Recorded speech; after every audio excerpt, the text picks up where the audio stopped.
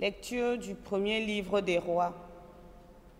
En ces jours-là, le roi Akab convoqua tout Israël et réunit les prophètes de Baal sur le mont Carmel. Élie se présenta devant la foule et dit: « Combien de temps allez-vous danser pour l'un et pour l'autre? Si c'est le Seigneur qui est Dieu, suivez le Seigneur. Si c'est Baal, suivez Baal. » Et la foule ne répondit mot.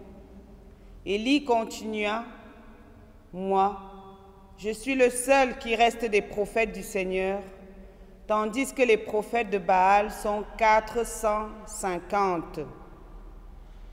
Amenez-nous 2 jeunes taureaux, qu'ils en choisissent un, qu'ils le dépècent et le placent sur le bûcher, mais qu'ils n'y mettent pas le feu. Moi, je préparerai l'autre taureau, je le placerai sur le bûcher, mais je n'y mettrai pas le feu. Vous invoquerez le nom de votre Dieu, et moi, j'invoquerai le nom du Seigneur. Le Dieu qui répondra par le feu, c'est lui qui est Dieu. » La foule répondit: « C'est d'accord. » Élie dit alors aux prophètes de Baal: « Choisissez votre taureau et commencez, car vous êtes les plus nombreux, invoquez le nom de votre Dieu, mais ne mettez pas le feu. » Ils prirent le taureau et le préparèrent.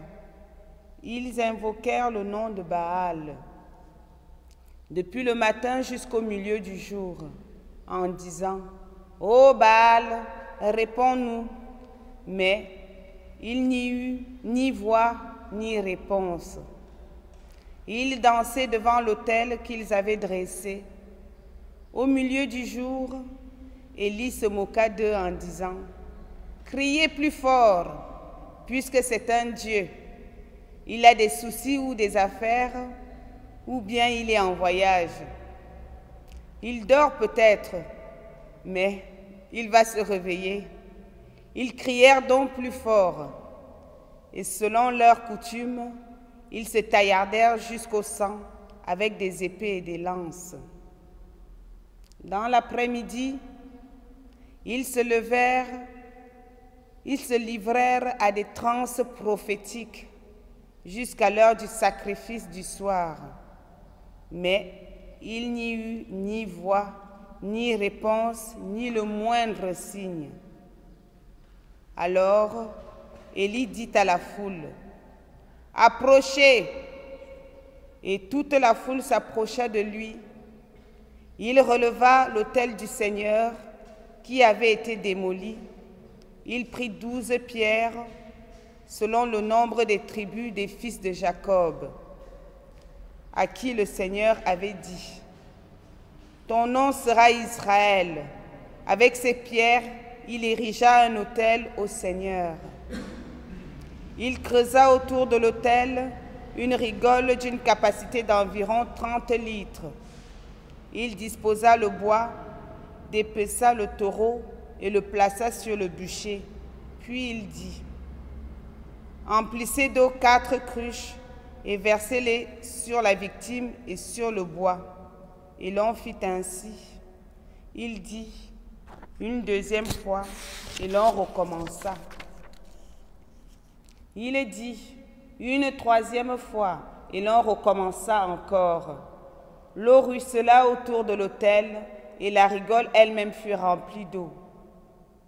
À l'heure du sacrifice du soir, Élie le prophète s'avança et dit: « Seigneur, Dieu d'Abraham, d'Isaac et d'Israël, on saura aujourd'hui que tu es le Dieu en Israël, que je suis ton serviteur, que j'ai accompli toutes ces choses sur ton ordre.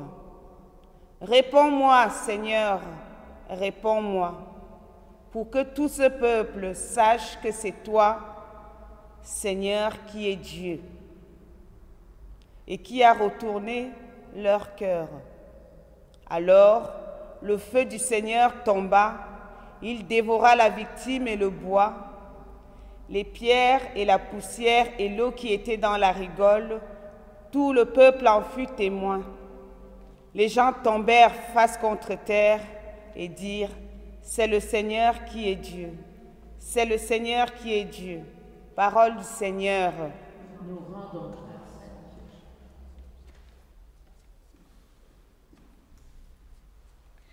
Garde-moi, mon Dieu, ma force est en toi. Garde-moi, mon Dieu, mon bonheur c'est toi. Garde-moi, mon Dieu, j'ai fait de toi mon refuge. J'ai dit au Seigneur, tu es mon Dieu, je n'ai pas d'autre bonheur que toi. Garde-moi, mon Dieu, ma force est en toi. Garde-moi, mon Dieu, mon bonheur c'est toi. Toutes les idoles du pays ne cessent d'étendre leurs ravages. Je n'irai pas leur offrir le sang des sacrifices. Leur nom ne viendra pas sur mes lèvres. Garde-moi, mon Dieu, ma force est en toi. Garde-moi, mon Dieu, mon bonheur c'est toi. Seigneur, mon partage et ma coupe, de toi dépend mon sort. Je garde le Seigneur devant moi sans relâche. Il est à ma droite, je suis inébranlable. Garde-moi, mon Dieu, ma force est en toi. Garde-moi, mon Dieu, mon bonheur c'est toi. Tu ne peux m'abandonner à la mort, tu m'apprends le chemin de la vie. Devant ta face, débordement de joie, à ta droite, éternité de délices. Garde-moi, mon Dieu, ma force est en toi. Garde-moi, mon Dieu, mon bonheur c'est toi. Alléluia, Alléluia, Alléluia. Fais-moi connaître ta route, mon Dieu. Dirige-moi par ta vérité. Alléluia, Alléluia, Alléluia.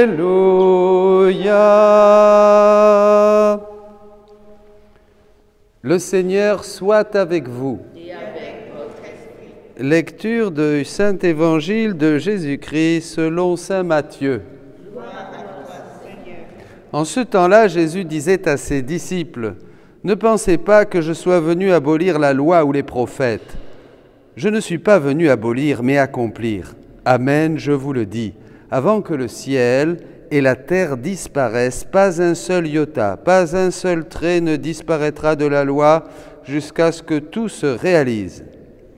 Donc, celui qui rejettera un seul de ces plus petits commandements et qui enseignera aux hommes à faire ainsi sera déclaré le plus petit dans le royaume des cieux. Mais celui qui les observera et les enseignera, celui-là sera déclaré grand dans le royaume des cieux. Acclamons la parole de Dieu. Louange à toi, Seigneur Jésus. Bonjour à tous. Bénissons le Seigneur. Un évangile et une première lecture très importante. Le sacrifice au mont Carmel. Le prophète Élie qui prie Dieu et qui fait descendre le feu du ciel pour purifier, évidemment, tout ce qui est faux, tout ce qui est mensonge. Et aujourd'hui, mes amis, je tiens à donner quelques points très importants pour le temps que nous vivons. On disait, après le confinement, les églises vont, évidemment, les gens vont, après ce jeûne eucharistique, vont revenir avoir faim de Dieu. Et je le mettais vraiment en doute. Au contraire. Et on voit qu'il y a encore moins de monde. Mais c'est normal puisque c'est plus facile d'écouter la messe à la télé. On sent comme ça qu'on est un peu, qu'on est quand même dans la mouvance catholique, mais on va pas, c'est fatigant le dimanche, quelquefois, vous voyez. Donc il n'y a pas plus de monde. Ça, c'est une première constatation. Et je ne crois pas, j'aimerais bien mentir, j'aimerais bien me tromper et voir que les églises, dans les semaines et les mois qui viennent, se remplissent davantage. Pourquoi? Parce que, comme dans cette première lecture, jusqu'à quand vas-tu marcher à cloche-pied? C'est-à-dire un peu dans le monde et un peu avec Dieu. Et aujourd'hui, cette marche à cloche-pied, ça ne marche plus justement. Ça ne marche plus. Souvent je disais, et la Vierge Marie l'a dit bien des fois, que dans ces temps maintenant, ne vont tenir la route que les vrais chrétiens, c'est-à-dire ceux qui ont faim de Dieu. Ceux qui ont faim de Dieu, bien sûr, ceux-là, on n'a pas besoin de les siffler, de les appeler, de crier, de leur envoyer des tracts, de leur dire « il y a la messe ». Une paroissienne me disait il n'y a pas longtemps qu'il faut absolument rassembler les gens, les pauvres ici, il faut leur dire et tout ça, il faut faire attention à eux. Moi, je lui ai dit, s'ils ont faim de Dieu, ils viendront. C'est tout. Ils chercheront la messe. Ils vont demander, ils vont se renseigner, ma messe, quand c'est qu'il y a la messe? J'ai faim, j'ai soif de la parole qui illumine ma vie, de Jésus, la lumière du monde. Je ne veux pas marcher dans les ténèbres, j'ai faim de son corps et de son sang. Je veux me remplir de l'Esprit Saint parce que nous sommes entrés dans les derniers temps. Voyez, si on a faim de Dieu, le feu du ciel descend dans notre cœur et purifie ce qui est du monde, purifie ce qui est médiocre, purifie ce qui est mensonge, donne la vérité, la lumière, et le feu brûle en nous. C'est un vrai sacrifice, le feu doit descendre du ciel. On ne va pas allumer le feu en essayant de rassembler les gens d'une manière humaine ou avec nos techniques et nos nouvelles idées. Ça ne marche pas, encore moins dans ces temps qui sont les derniers. Vous comprenez, c'est très important. Ça ne marche pas. Dans les derniers temps, ceux qui vont tenir la route, ce vont être des hommes et des femmes remplis de l'Esprit Saint. C'est la fameuse nouvelle et divine sainteté qu'a prophétisé Saint Jean-Paul II pour le début du 3e millénaire. Il l'a dit. Il y aura une nouvelle et divine sainteté. Et nous découvrons que cette nouvelle et divine sainteté est un don de l'Esprit Saint. Et ce don de l'Esprit Saint, c'est la vie dans la divine volonté, bien sûr. C'est un nouveau baptême, comme dira Jésus dans le livre du ciel au chapitre 11. Bon, donc c'est ça l'important. Et c'est là où nous devenons prophétiques. Il ne faut pas un père provincial d'un grand ordre religieux que j'ai rencontré il y a 2 mois, avant le confinement, me disait, on veut, et c'est un homme de Dieu, un homme qui est passé par l'école du désert, qui a été plusieurs fois vraiment que j'estime beaucoup. Et il me disait, on veut rassembler les gens dans les églises. On se plaint parce qu'il n'y a pas beaucoup de monde, mais c'est une erreur. Il vaut mieux qu'il y en ait quelques-uns qui soient fervents, qui soient des fous de Dieu, des affamés de Dieu, qu'une montagne de gens qui offensent Dieu par leur tiédeur. Comprenez? Et attention, la première lecture, ce n'est pas de la rigolade. Les prophètes, ils faisaient n'importe quoi, le feu est descendu, et après, ils ont tous été passés au fil de l'épée. Donc, voyez, pourquoi ce texte? Parce que c'est justement, il y a un radicalisme qui est un don du feu qui vient du ciel, qui est un don de l'esprit. Ce n'est pas la chair qui va faire frotter pour que ça mousse, vous comprenez? Ça, c'est très important. Voilà, et je termine avec l'Évangile. C'est un enseignement très important, parce que c'est le contexte. Et justement après le confinement, voyez, maintenant encore plus. Et plus on va avancer, plus il n'y aura dans les églises que le petit reste. Vous vous rappelez le petit reste d'Isaïe? Le petit reste, la souche est sainte. Quelques-uns.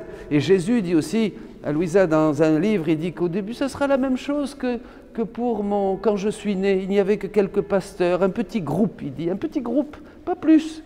Et bien maintenant qu'il est temps d'annoncer le royaume de ma divine volonté, dit Jésus, il y aura aussi un petit groupe et quelques prêtres. C'est bon pour les missionnaires. Voyez? Alors, je termine avec ça.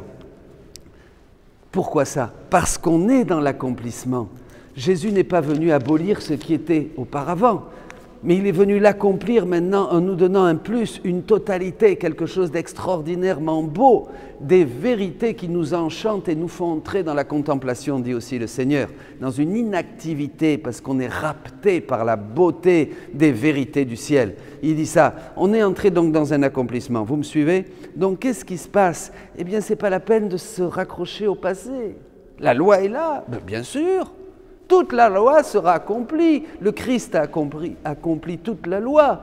Mais maintenant, il nous donne d'accomplir, nous, non seulement toute la loi, il nous donne d'accomplir toute la vie dans la grâce et il nous fait rentrer dans cet accomplissement définitif qui est la venue du règne de Dieu sur la terre parce que l'homme fait sa volonté comme il la fera au ciel, c'est-à-dire la vie dans la divine volonté. Voilà, tout est accompli. On rentre dans l'accomplissement. Mes amis, chacun aujourd'hui, maintenant, disons notre fiat, fiat voluntas tua, Seigneur, que ta volonté se fasse sur la terre comme au ciel. Me voici, comme tu l'as dit un jour, pour faire ta volonté.